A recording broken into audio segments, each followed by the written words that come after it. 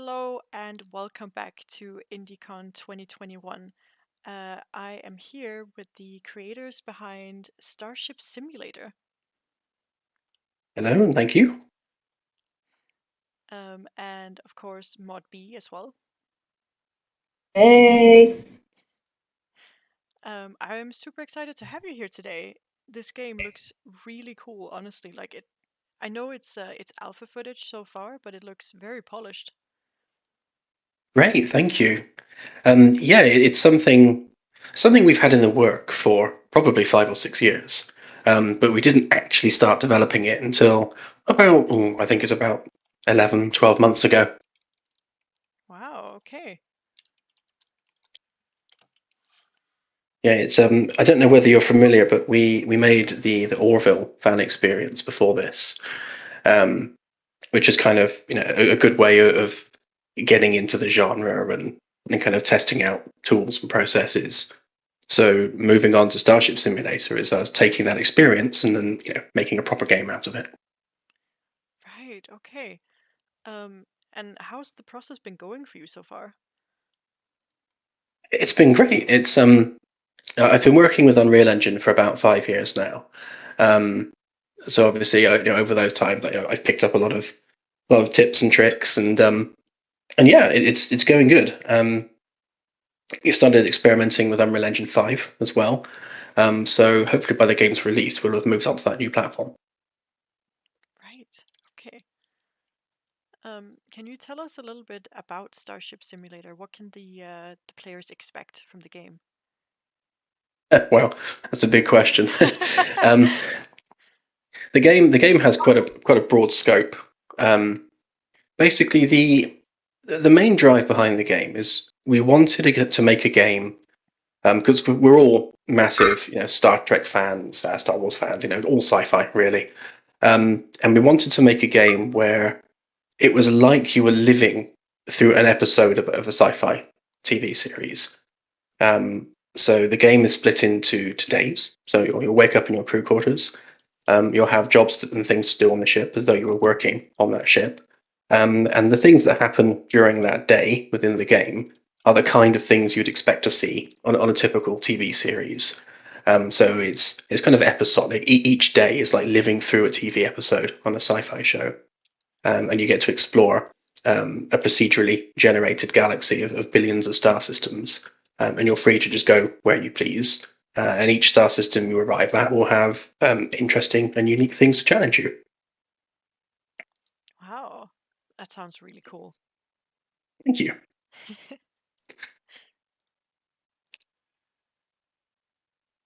B, are you there? yeah, hold up. Discord's acting weird. Okay, I'm good. Oh, okay. Yeah, I'm sorry. We've been having a bit of Discord issues lately. No worries.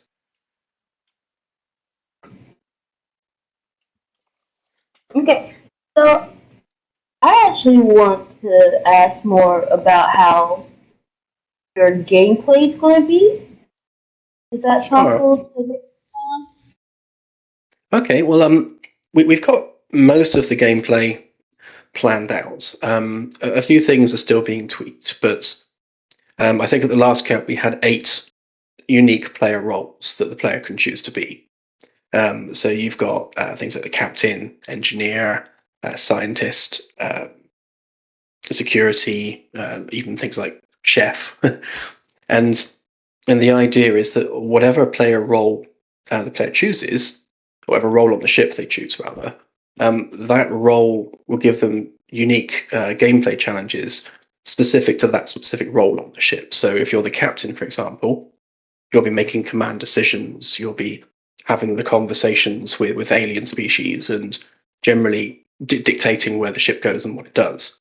Whereas if you were to choose the engineer, you would be looking after the ship's systems, repairing things, maintaining things. So it's very much a different game depending on what role on the ship you choose. Claire specifically wanted us to put the chef role in there. So if you choose to be the chef, you'll be doing a typical chef style mini game, and also be having like multiple choice dialogues with the crew, kind of looking after their morale as part of that role. So depending on what you do, it's a very different game. And I'm quite excited about the passenger role. So if you choose to be a passenger, you don't have any jobs to do on the ship, so you're just free to roam around at your leisure. But all the action will still be taking place. So you'll be able to see like almost like an interactive TV episode. So you'll see everything happening, but you get to just wander around it as a just as a bystander watching it happen. Um, and the missions and things that occur will be different depending on which role you choose. So, in terms of replay, you could replay the same mission as a different role and see that same mission, but from the perspective of a different crew member, which I think is quite exciting. Oh, that's pretty cool. Yeah, that's really interesting. Like most Sims just have you, as a one standard character going out and doing basic things, but this sounds like so involved. Yeah, it's and we've had the word ambitious thrown around quite a lot, and it's true. It is an ambitious project.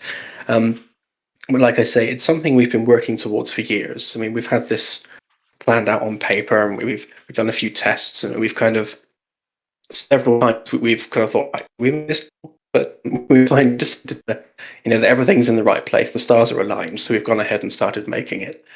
Um, but yeah, we felt that there was a gap in the genre. So you've got the big titles like Elite Dangerous and Star Citizen and No Man's Sky, and all of these games, they have their big universes and they have their various specific things that they're great at. But we felt that there was none of them really gave you that experience of living and working on a deep space exploration vessel, having an entire starship to walk around, and yet still be able to do the same kind of things, like explore the galaxy and interact with aliens. Except you're doing so as part of a crew on a massive vessel. It's got well over 200 rooms across 7 decks, so it's a big ship. And none of the other games kind of give you that experience. So it's really something we felt was missing in the genre.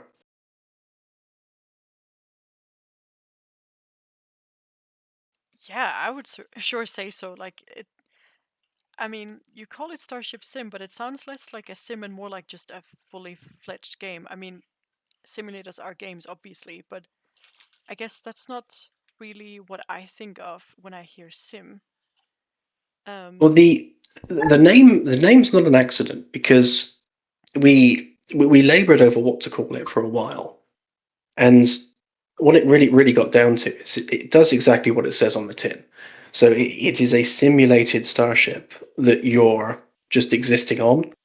So the ship itself has been built from the ground up, and it's been designed like a real world vessel. So I've done a lot of studying of naval construction techniques, how we build aircraft carriers and cruise liners, and how from an engineering perspective, those vessels are put together.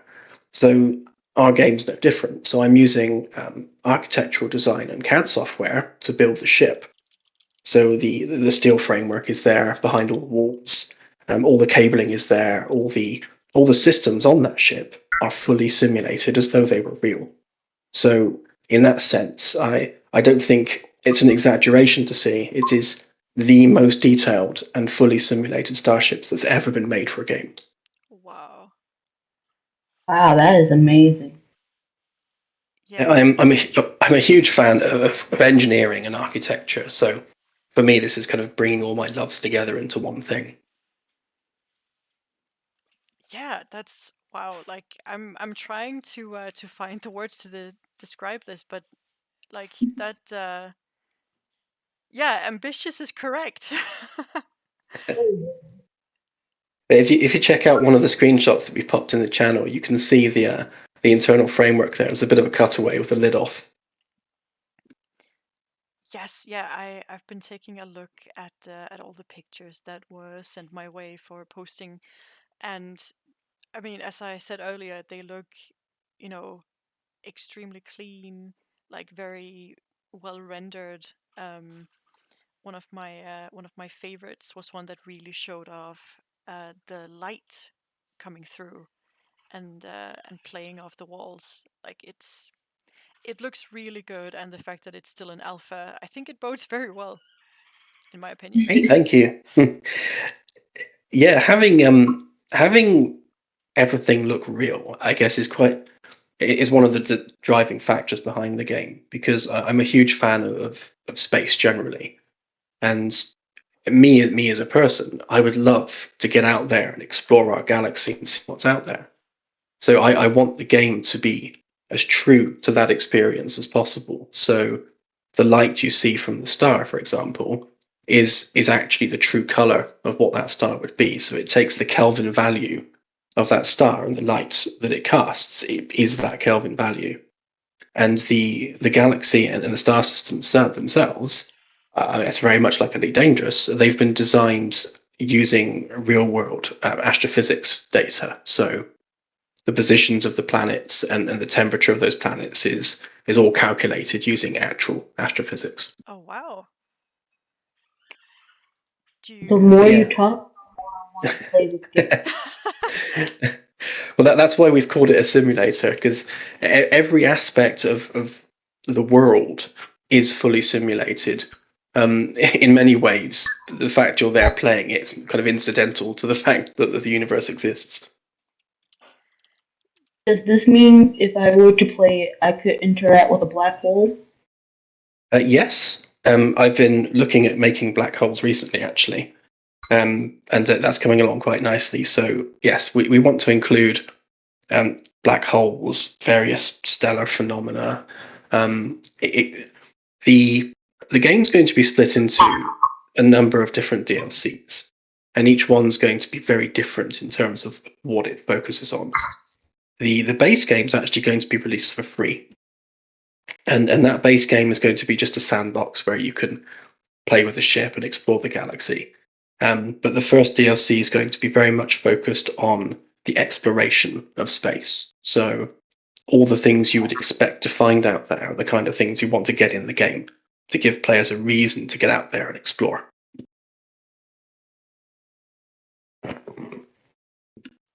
Yeah, that sounds really good. I haven't played a whole lot of space games, but one of my favorite things to do is to explore. Whenever I'm playing anything, so that sounds really cool. Like, do you have a set amount of planets that you can go to? Well, at the current count, there are 2 billion star systems, and each one of those has dozens of planets. So there are dozens of billions of planets you can visit. But at the moment, we're limited with Unreal Engine 4 as to how many procedural planets we can have, Mm. because it's from a technical perspective, it only has 32-bit integers. But when we move to Unreal Engine 5, that goes up to 64 bits, so we can have hundreds of billions of star systems. Oh wow. Okay, so I mean by that scope it's pretty much unlimited because I mean Yeah, I think it's fair to say that it is our entire galaxy that will be simulated. So you'll be able to travel in real time from one side of our galaxy to the other, which will take an awful long time. And I don't know if you're familiar with Elite Dangerous and what the players do there, but some of them spend literally months of real time traveling around from one side to the other. And we definitely want to capture that same kind of gameplay. So if you want to set yourself a mission of going to the center of the galaxy, then it's going to be yeah, you're going to put weeks of time into doing that. wow, that that is really cool. We've got a question from the chat. What are you most Mhm. excited to show off about the game? I think I'm particularly excited about the planet generation. Right now, we're looking at a version 1 where the planets they're all completely procedural, but the surface is just a texture, so it doesn't have physical terrain yet. Right. Version 2 of that system, all the planets will be fully voxelized terrain. So you'll have mountains and cave systems and things. Um, I don't want to commit to saying that you could walk around on them at this point. That is something we'd love to do, but at least for the first version of the release, they will be 3D, but you'll be looking at them from orbit. And in the future, we'd love to be able to walk around on them, but that's kind of far off in the future. So I'm excited about that, and I love making procedural planets. But the other side is because the ship itself is so fully simulated. I'm really looking forward to showing a full cold start of the ship. So getting the pumps working to pump coolant into the reactor, and then getting the fuel pumped into the reactor, and then initializing the reactor, and then seeing the batteries begin to charge from the reactor output, and then you can turn all the lights on. So literally, even down to the light bulbs on the ship, they won't turn on unless the reactor's running and charging the batteries. So that's the bit that kind of gets my blood flowing. Right. Although that might sound daunting to the average player who's not into that kind of thing. So I think something that's worth pointing out is you won't need to care about any of that unless you choose to play an engineer. So if you want to be the captain or the chef, then the physical operation of the ship is something that other people do. You don't need to care about that. Okay.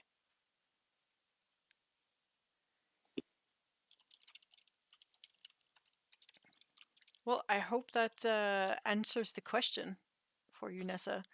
Um, wow. Yeah, I'm unfortunately not super knowledgeable about game making and game design. Is there is there anything that you could uh, tell someone who might want to get into it but doesn't really know where to start? Sure. I think having a basic knowledge of programming principles is always a good start, because it doesn't matter what game engine you choose or what language you choose to make it in. The fundamentals of programming are generally the same across all languages. So just understanding the difference between a variable and a function, just understanding those things is a great start. I think for an absolute beginner that wanted to get into game making, I definitely recommend Unreal Engine. The Blueprint scripting system is really easy to pick up and start working with, and you can make some really good looking games like within a few days, really, just playing around with it. So yeah, learn the basics, have a go at Unreal Engine. Right. Thank you.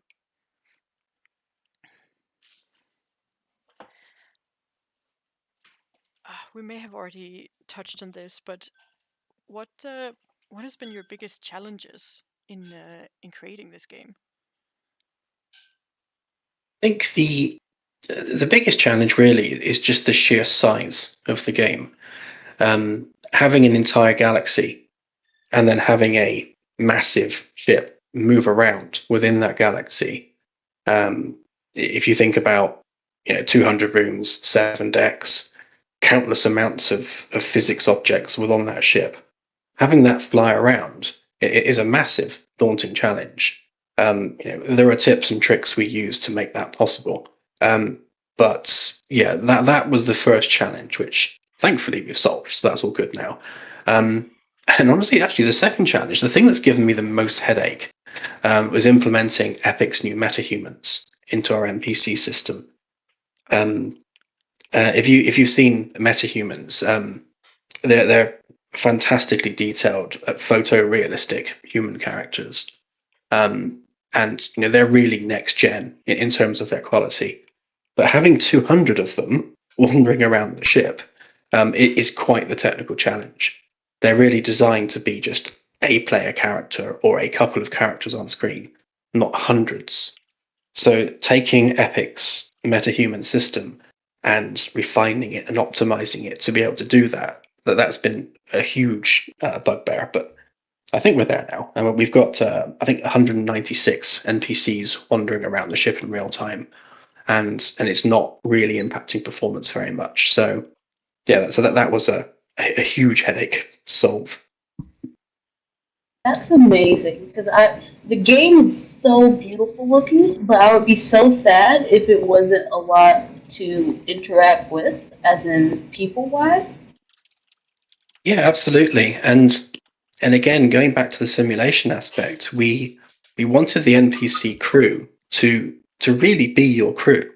So they're not just generic NPCs that pop in and out as you wander around. They're all physically there the whole time, and they all have their own shifts and places of work. So you'll find that when there's a shift change, the NPCs will leave their place of work and go to their crew quarters or the mess hall, and they'll live out their life on the ship.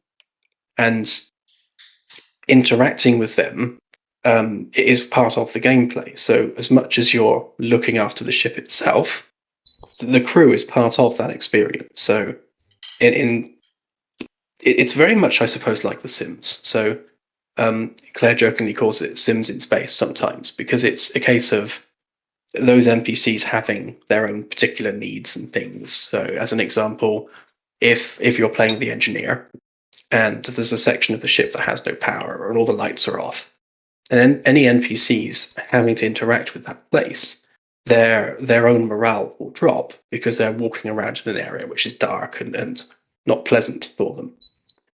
Or if you're playing the Doctor, for example, the NPCs will have physical ailments that need to be taken care of. And if you're not looking after them, then their performance will suffer as a result. So they're very much part of the crew and part of the experience. And from a creepy stalker way, if you're playing the passenger, you can literally follow them around and then watch them go about their daily business. Wow.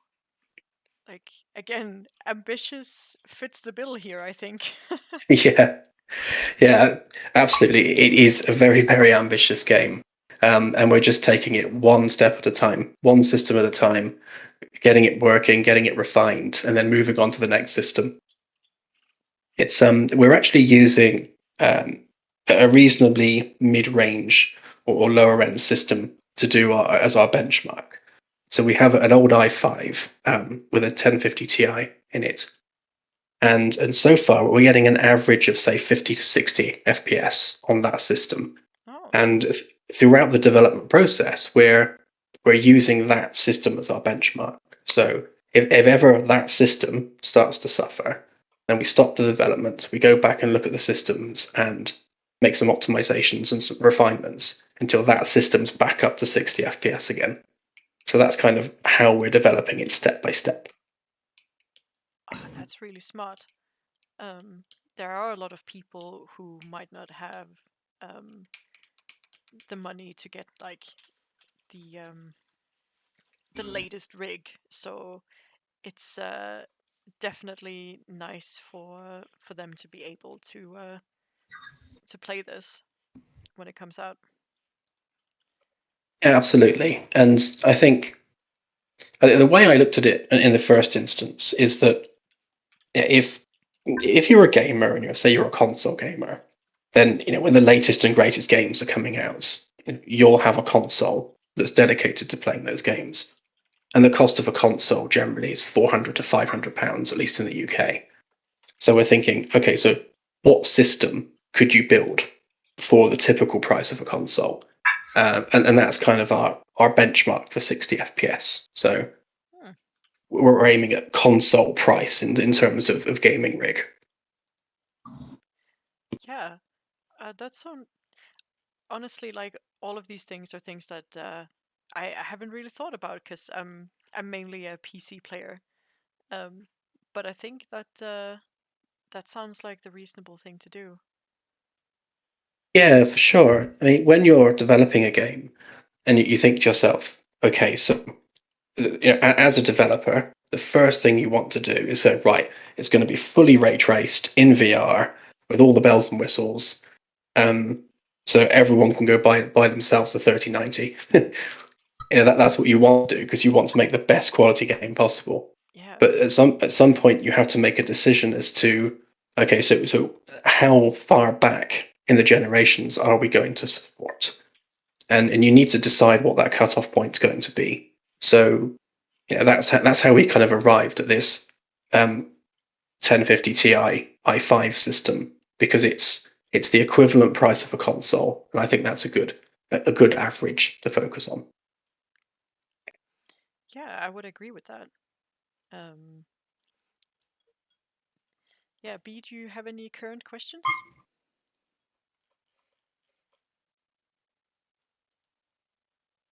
Or did we lose her again? So hold up. I'm All right, I she's was here. really looking at the footage. Sorry. Oh, no worries. I guess my question is, so you're paying this all out of pocket, or did you do like a Kickstarter to help out? So we do have Kickstarter planned. Right now, we've got like a core group of Patreon backers who are joining us on our Discord server.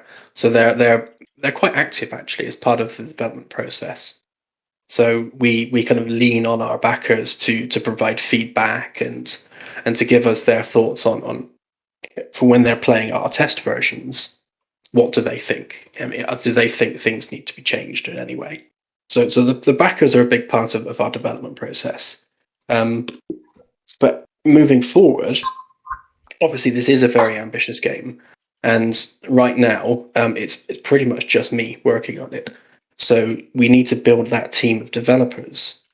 We've got the infrastructure and the support network, and we've got our QA team and people that look after the quality of the game. But in terms of just the raw developments, we need more people. So we're going to go to Kickstarter to try and get the game backed, so that we'll have the funding to take on like a dedicated multiplayer specialist, for example. So people who can focus on those specific aspects of the game.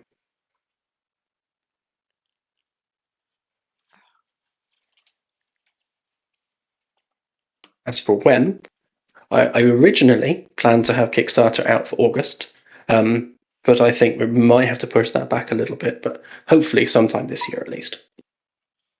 Yeah, well, I mean, obviously, I don't know exactly how long you feel that you're along in the process, but it's looking good already. So I could Oh, thank you. imagine, I could imagine people would feel confident enough to back it, even if it's still an alpha. Well, the the Kickstarter community's kind of been burned a bit from a lot of titles recently, either Mm. that didn't continue their development or didn't deliver on their promises. So, I wanted to be different in that regard. So I don't want to go to Kickstarter until we have a playable demo to at least use as a proof of concept. So we can show people Yeah. that this isn't just empty promises. Here's a demo, have a look at it yourself, and if you like it, back the project. Yeah. Yeah, I think that's a really smart move. As you say, there have been a lot of projects that have just been dropped for one reason or another. Yeah, Uh, so you really do need to be able to show people something physical, um, or that yeah, it's closer to completion, so they know what they're getting yeah, themselves into. yeah. So our kind of our goal for the demo is to be able to at least have the basics gameplay done for each role on the ship. Right now, you can fly the ship around from the bridge, and you can visit all the different star systems. So that's already working, and you can explore the ship. That there is a certain amount of the ship which isn't built yet, so it's all literally just bare framework. You walk into a room and it's just steel everywhere. There's no internal walls or lights or anything. Ah, Um, so, um, so we want players to be able to explore the whole ship for the demo and be able to fly it around, explore the galaxy, maybe just interact with a few basic bits of gameplay, just to show that okay, so this is the bare bones. This is where we're starting from. Let's make this a finished game. yeah, I think that's a really good idea. Thank you.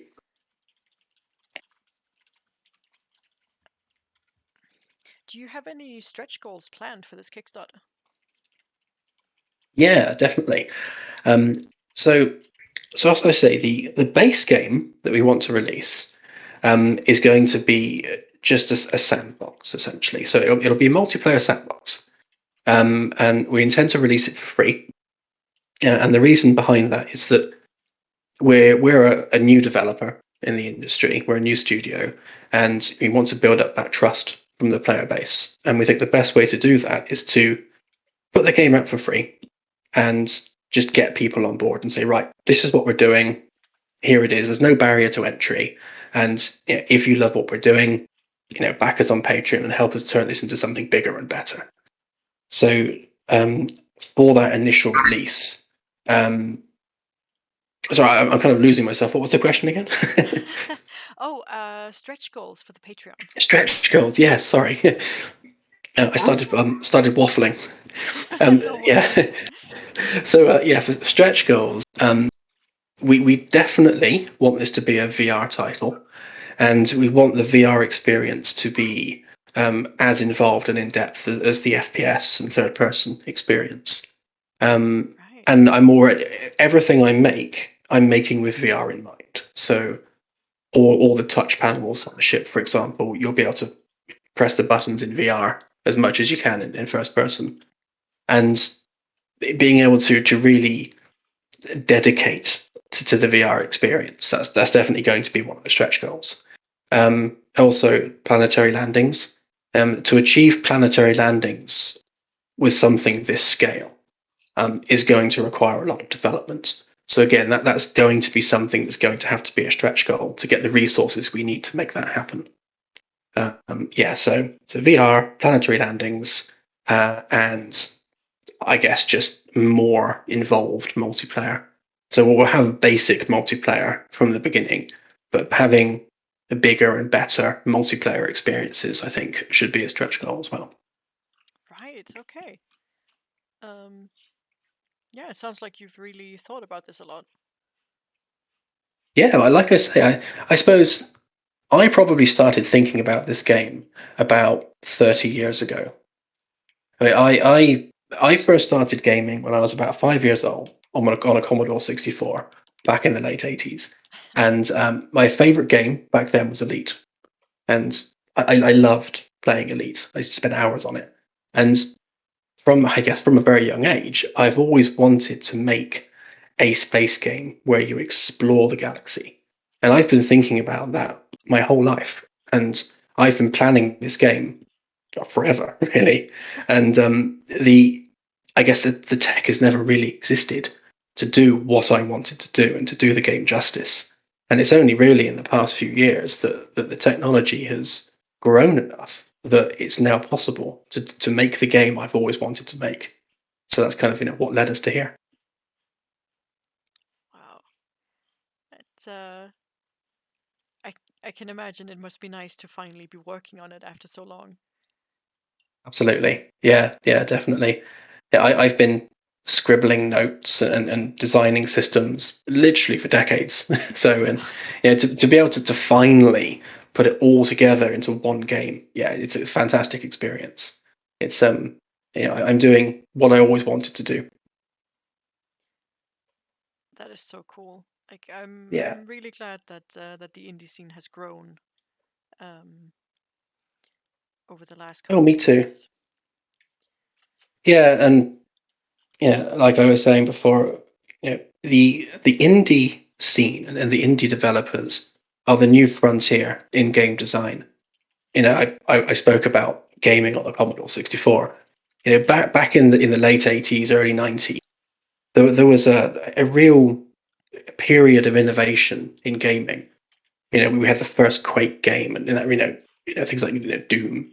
Those games were creating genres, and these days, I was commenting the other day. A lot of the AAA titles are sequels.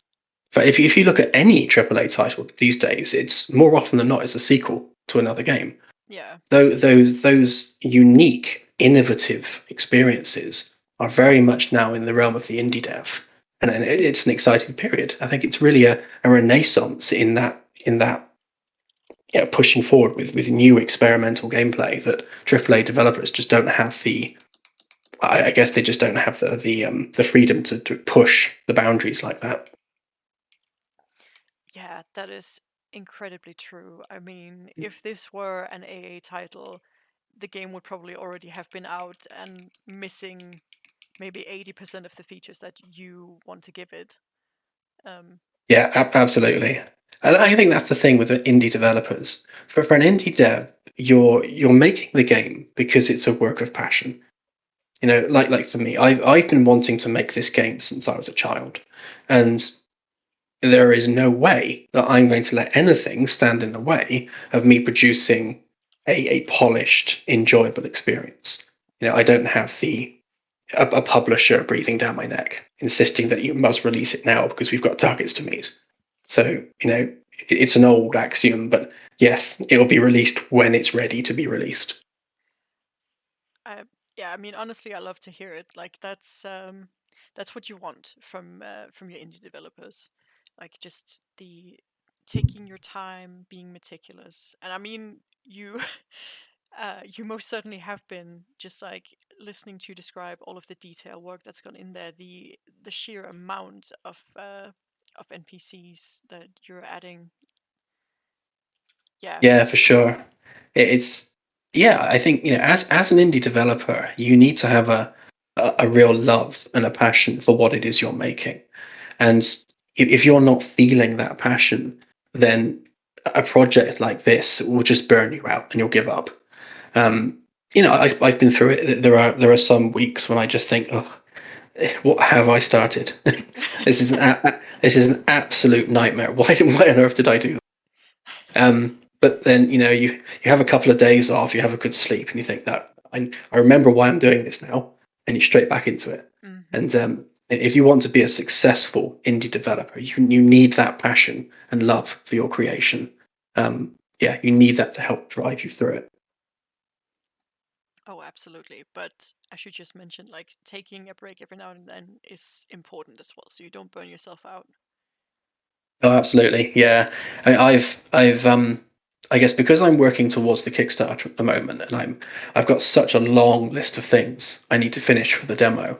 There are some days when I'll put 14, 15 hours into it in a single day, and you do that for a week on the trot, and at the end of that week, you're just absolutely, you're killing yourself.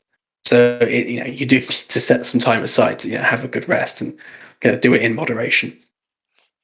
Yeah, absolutely. I think that's a big problem as well for people who are working on their own projects, where you can get to a certain point where you're looking at a particular part of what you're working on, and you just can't get past it because you're staring yourself blind at it. Um, Yeah, yeah, absolutely. I've been through that myself with a few things, um, because everything's being built from scratch, and every time I move into a new area of ship, I need to think, right, there's an empty room here. I need to make this into something pretty. I need to think about the architecture and the design, and sometimes you just get writer's block. You just can't do it. yeah, And I've spent days staring at an empty room, kind of thinking to myself, I've lost it. I can't think of anything. And in those circumstances, it's really good just to think, right, just put that to one side. There's 101 other things you need to be working on. Just do something else. Work on something different, and then come back to it when you've had an idea. yeah, absolutely. That is very good advice. And I think it's one of those pieces of advice that people, like, you might technically know that, yeah, that's a good idea, but you get so caught up in what you're doing, you're like, no, but I have to be able to solve this because otherwise I'm just a fraud. Yeah, absolutely.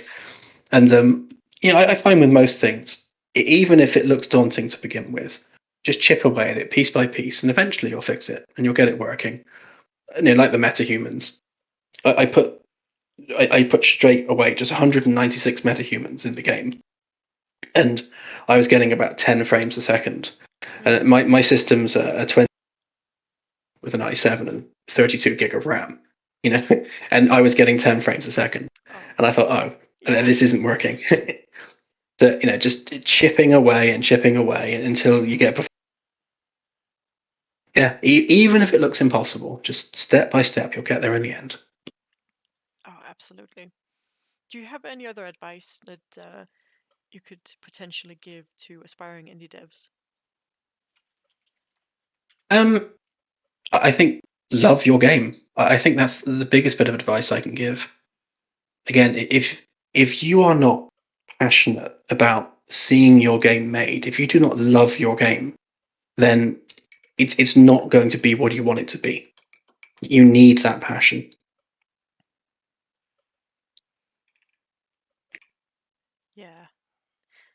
I would definitely agree with that. It's uh, yeah, it's something that we touched on in an earlier panel, but I think there's a lot of people who have a lot of self-doubt as well. You know, you said you've been thinking about this for most of your life, like this game, and Yeah. I think there are a lot of people who walk around with ideas that they've been thinking about for a long time, but there's just this nagging, like, oh, but I probably can't do it good enough. Um, I need to get better before I try, and then you just spend most of your time trying to get better and you never start your project. Yeah, Yeah, sometimes you just need something in. absolutely. Yeah, sometimes you just need to do it. I mean, for me, I mean, I've been an IT manager for most of my career. I didn't start game dev until about 5 or 6 years ago, and throughout my career as an IT manager, I mean, I used to manage networks, and as much as I enjoyed my job, I'm a geek. I was working with computers; it was all good. But at the back of my mind, I just had this: I'm a gamer. I love games. I should be making games, and I actually got made redundant from that job when the company got bought out, and for me that was kind of the kick up the bum I needed to get on with it. Say, right, if you don't do it now, you're never going to do it. So just get on with it. That's uh, yeah. That is exactly correct. Like you just Yeah, need to take the plunge. Um, yeah, and I and think. and Oh, sorry. yeah, and you learn so quickly. If you've got a real passion for game dev and it's something you want to do, even when you're picking up a piece of software and you're staring at the screen and you've got all these icons and you don't know what any of them do, just you'll learn. And it may be daunting at first. Get on YouTube, watch some tutorials. You'll pick it up, and it's taken me 5 or 6 years to get to this point where I'm able to make the game I want to make. But you will get there, and it's just a case of just persevering and just every day you'll learn something new. You'll make mistakes, you'll learn from them, and eventually you'll be a game dev.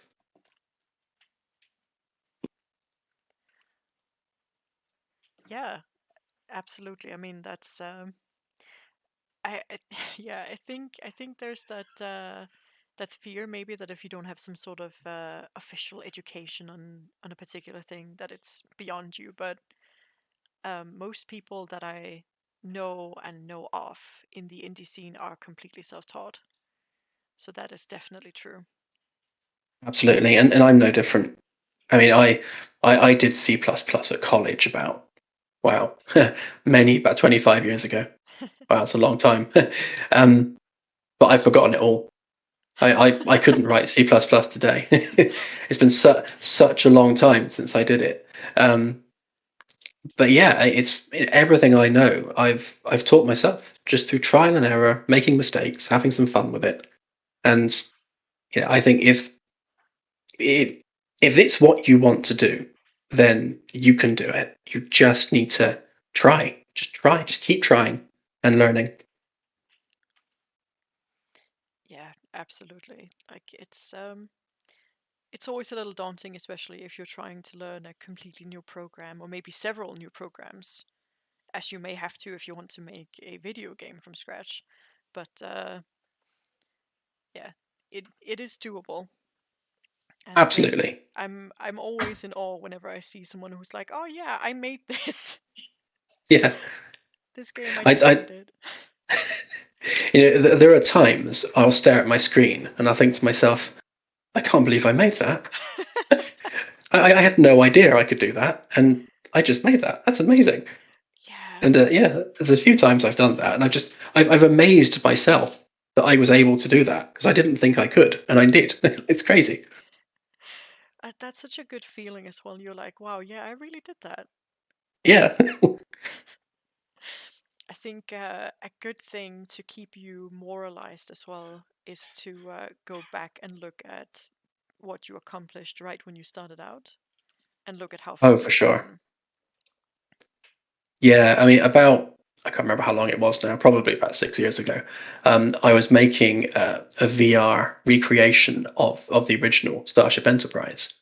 Being a Trekkie, it's something I wanted to do, and I always wanted to try and build that ship.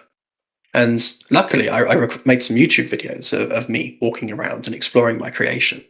And looking back on those now, it's such a cringy experience because I think, God, I know so much more now than I did then. There's so much more I could have done back then. So yeah, looking back at your original stuff really shows you how far you've come. Yeah, I think it can also remind you to actually be proud of what you've made because you were proud when you made that first thing. And Absolutely, yeah, yeah, and you should have been, and you should still be proud of it. It's just it's a process. Um, Now I can't code to save my life. I've never tried, admittedly, but yeah, but I'm an artist, and I do the same very often. Like whenever I'm feeling down or bad about whatever I'm making currently, I'll just go back like 5, 10 years and look at what I used to make. That was like the big thing back then, and be like, oh yeah. yeah, okay, I can draw. It's fine. Yeah, you think, oh, I was adorable back then. Look what I was making. Yeah. Sometimes I look at like people who are already part of the business and are making like great money, and I'm like, how did this get made? And they were like, this is good enough. And then I look at my stuff and I'm like, why am I feeling bad for myself? Yeah. Yeah, Keep for going. sure. Yeah, absolutely. I mean, always like when you're in the indie business, like if you want to get anywhere, just advocate for yourself. Be your own biggest hype person. Uh, and yeah, just do your thing because it'll be fine, and there will be a niche for whatever you're making. Absolutely, yeah. And I think that's the way I look at it. If you love what you're doing, chances are so will someone else. Yeah, yeah, exactly. Like there are 7 billion people on the planet. You're gonna find your niche. Yeah, definitely. Um, we are moving towards the closing of the panel, but is there anything else that you would like to touch on? Wow. To be honest, I think we've touched on everything. Um,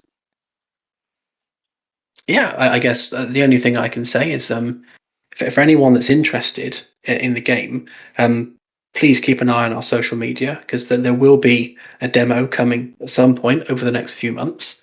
And yeah, you'll be able to check it out.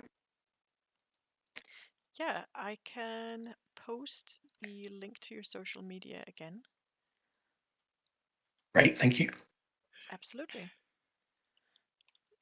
So if you are interested in checking out the game and where it's at right now, I recommend that you follow Fleetyard, who are creating Starship Simulator on Twitter.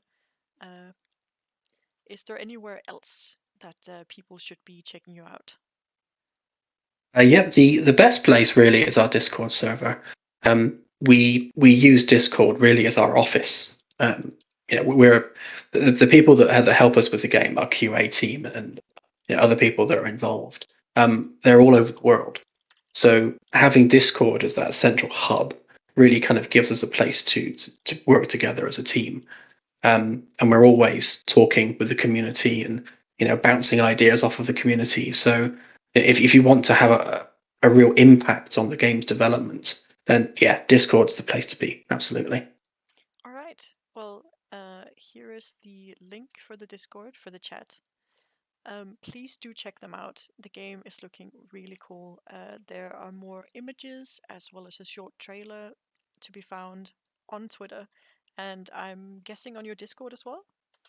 Yes, yeah, we've got some work in progress channels there where we pop lots of things as well as a dev diary which I need I need to get a bit of a kick up the bum actually to get on with it. I keep making dev diary entries. But yeah, there is a dev diary, and people need to kind of remind me to make them more often. Okay, well, go in and remind him to write some more. Yeah. All right. Well, thank you so much for being on with us today and talking about your game. It's been a real pleasure hearing about it from you. You're welcome. It's Oh been yeah. fun.